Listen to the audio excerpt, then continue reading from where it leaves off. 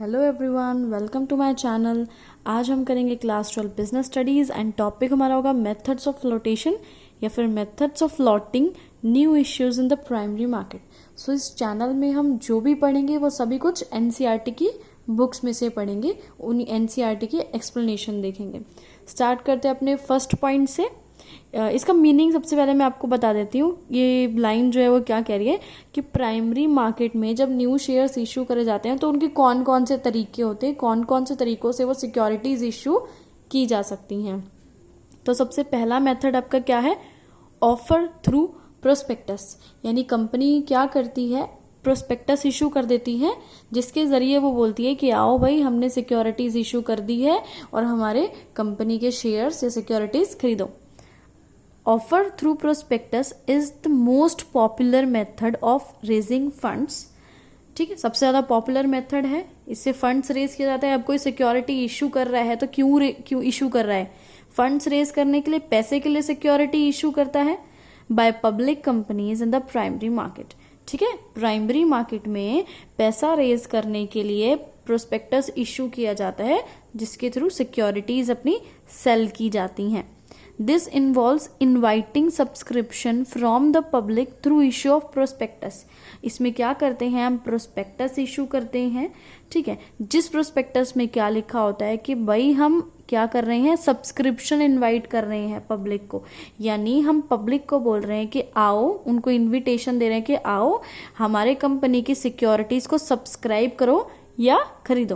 Prospectus वैसे मतलब मैं बता देती हूँ क्या होता है। प्रोस्पेक्टस में डिटेल्स लिखी होती है कंपनी से रिलेटेड कि कंपनी के आगे फ्यूचर प्लान्स क्या है, उसकी पास्ट परफॉर्मेंस कैसी रही है, सब काफ़ी सारी डिटेल्स लिखी होती है। A prospectus makes a direct appeal to investors to raise capital. Prospectus क्या करता है, डायरेक्टली लोगों को बोलता है कि भाई हमारी कंपनी में आओ, इन्वेस्टर्स को यानी हम लोगों को, हम लोग जो पैसा इन्वेस्ट करते हैं, हमको डायरेक्टली अपील करता है कि हमारे कंपनी की सिक्योरिटीज खरीदो। हम क्या करना चाहते हैं, कैपिटल रेज करना चाहते हैं, अपनी कंपनी में पैसा लाना चाहते हैं through an advertisement in newspapers and magazine. और प्रोस्पेक्टस की जो एडवर्टीजमेंट है वो कहाँ दी जाती है, न्यूज़पेपर्स में या मैगजीन्स में दी जाती है। द इश्यूज में भी अंडर रिटन। इश्यूज यानी जो भी सिक्योरिटी हम इशू करते हैं वो अंडर रिटन हो सकती हैं। अंडर रिटन में क्या होता है कि एक अंडर राइटर अपॉइंट कर लेते हैं, ठीक है, उसको बीच में कुछ फीस दे देते हैं और वो क्या काम करता है कि जितने शेयर्स बिक जाते हैं, जितनी सिक्योरिटीज बिक गई, बाकी जो बच गई वो सभी ये अंडर राइटर खरीद लेता है, फिक्स्ड फी पे या फिक्स्ड कमीशन पे खरीद लेता है। ठीक है, and also are required to be listed on at least one stock exchange. और जो ये सिक्योरिटीज़ हैं, ये जो हम सेल कर रहे हैं, ये स्टॉक एक्सचेंज में लिस्टेड होनी चाहिए, ये ज़रूरी है। अंडर रिटन हो या ना हो ये ज़रूरी नहीं है, लेकिन उनका लिस्टेड होना स्टॉक एक्सचेंज में, लिस्ट में होना, ये बहुत ज़्यादा ज़रूरी है। The contents of the prospectus have to be in accordance with the provisions of the companies act and SEBI disclosure and investor protection guidelines. यानी इन तीनों के अकॉर्डिंग क्या चीज़ होनी चाहिए, प्रोस्पेक्टस के कंटेंट्स, यानी प्रोस्पेक्टस में क्या क्या लिखा होना चाहिए, कंपनी की क्या क्या डिटेल लिखी होनी चाहिए, वो सभी चीज़ें इन तीनों के अकॉर्डिंग होनी चाहिए। सेकंड हमारा पढ़ते हैं ऑफर फॉर सेल, और देखते हैं सेकंड मेथड क्या है। Under this method securities are not issued directly to the public. अभी फर्स्ट में क्या था, डायरेक्टली लोगों को बेच रहे थे, पब्लिक को अपने सिक्योरिटीज बेच रहे थे, लेकिन इसमें डायरेक्टली नहीं बेचते हैं, but are offered for sale through intermediaries. इसमें क्या करते हैं, जो कंपनी होती है अपनी सिक्योरिटीज इशू करती है, वो अपनी सारी सिक्योरिटीज इंटरमीडियरीज को दे देती है। जैसे कोई इशूइंग हाउस है, कोई स्टॉक ब्रोकर है, उसको सारी जाके अपनी सिक्योरिटीज दे देगी। In this case, a company sells securities en bloc at an agreed price to broker। अब क्या होगा कि वो जो इंटरमीडियरी थी या जो वो ब्रोकर था जिसने सारी सिक्योरिटी खरीदी थी, वो जाके पब्लिक को बेचेगा। ठीक है, डायरेक्टली जो है कंपनी पब्लिक को नहीं बेचेगी, पहले कंपनी इंटरमीडियरी को देगी, फिर इंटरमीडियरी जाके पब्लिक को देगा। इसमें क्या होगा, कंपनी कैसे सिक्योरिटी सेल करेगी, en bloc at an agreed price to broker. En bloc का मतलब सारी एक साथ एक ही बार में सिक्योरिटी ब्रोकर को दे देगी और वो क्या करेगा, बाद में दोबारा से उनको रीसेल करेगा पब्लिक को। ठीक है, वो उसकी रिस्पॉन्सिबिलिटी है उनको सेल करना। थर्ड पॉइंट पढ़ते हैं, प्राइवेट प्लेसमेंट। इसमें क्या होता है it is allotment of securities by a company to institutional investors.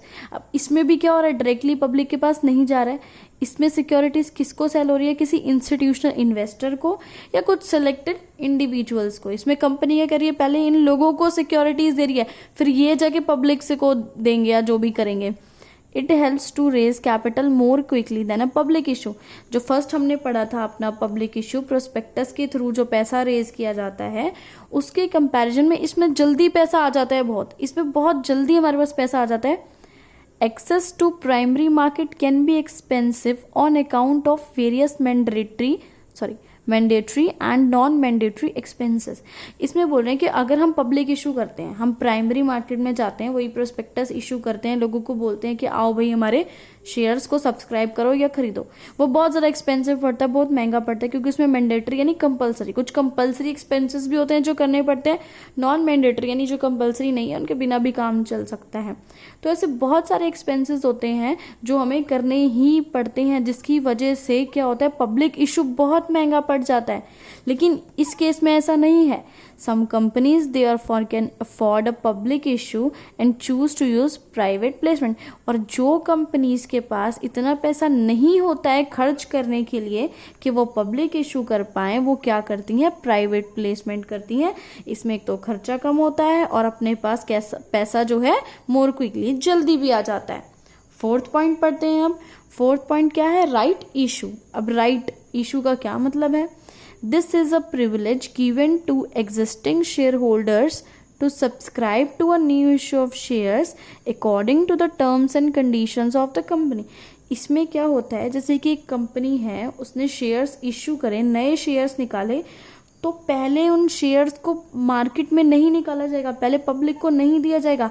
आपके जो एग्जिस्टिंग शेयर होल्डर्स है, यानी ऑलरेडी ऐसे लोग जो आपकी कंपनी में शेयर होल्डर हैं या उन्होंने आपकी कंपनी के शेयर्स खरीदे हुए हैं, पहले उनके पास जाएंगे ये शेयर्स कि भाई अगर तुम्हें खरीदने हैं ये शेयर्स तो तुम खरीद सकते हो, अगर तुम नहीं खरीदते हो तब जाके हम ये बाहर पब्लिक को बेचेंगे। The shareholders are offered the right to buy new shares. उनको ये राइट दिया जाता है, एग्जिस्टिंग शेयर होल्डर्स यानी ऐसे शेयर होल्डर जो ऑलरेडी जिन्होंने हमारे शेयर्स खरीदे हुए कंपनी के, उनको ये राइट दिया जाता है कि पहले न्यू शेयर्स को तुम खरीदो, ठीक है, फिर वो आगे मार्केट में सेल करेंगे to the number of shares they already possesses. अभी किस प्रोपोर्शन में, ये नहीं कि सारे के सारे शेयर्स उनको दे देना एग्जिस्टिंग शेयर होल्डर को, ऐसा नहीं, क्योंकि सारा कंट्रोल उनके हाथ में चला जाएगा फिर तो, है ना। जिस प्रोपोर्शन में या जिस रेशियो में उनके पास शेयर्स ऑलरेडी हैं, उसी रेशियो में उनको न्यू शेयर्स दिए जाते हैं। नेक्स्ट पढ़ते हैं अपना फिफ्थ और लास्ट पॉइंट। अब ये फिफ्थ पॉइंट क्या कहता है, EIPO, इलेक्ट्रॉनिक, ई का मतलब है और IPO से मतलब है इनिशियल पब्लिक ऑफर।